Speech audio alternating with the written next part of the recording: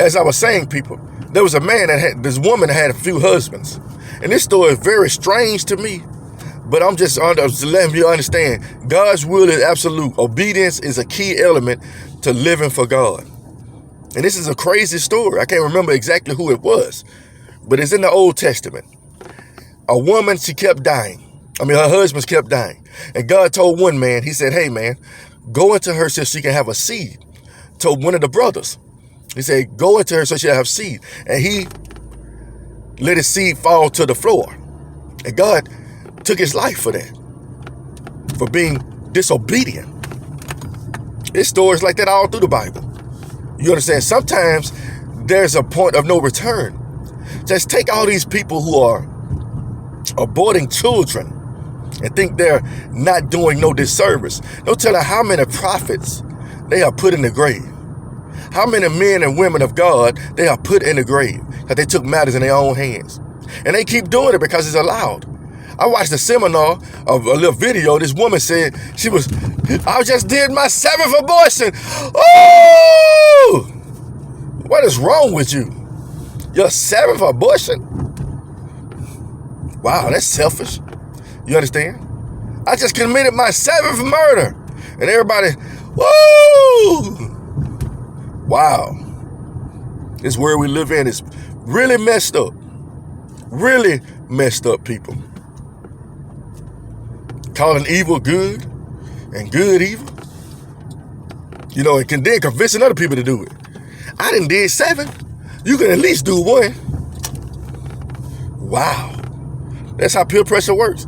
Not just through music. That's why God say, little children, keep yourself from idols. How people like to see what idols do, and then they want to do it too. Well, they do it. They get away with it. You think they're getting away with it? Nobody gets away with nothing in this world. Nobody gets away with nothing. Nobody. But you can be forgiven if you give your life over to Christ and make changes, and you still ain't getting away with nothing. God's just merciful, and his grace covers you. Think about people who mislead God's children. Movie stars, rappers, political figures, all these such things.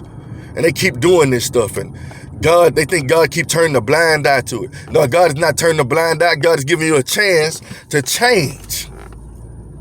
You understand? I always tell the story of Moses and the people, the children of Israel.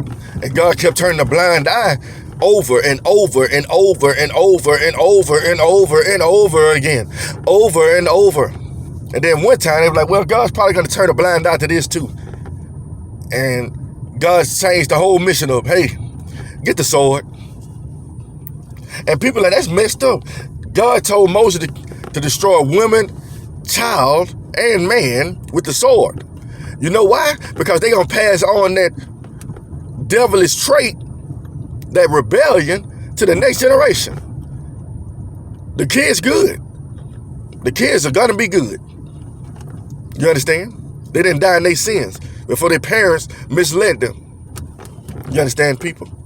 Know the word of God. Understand how it works. You understand?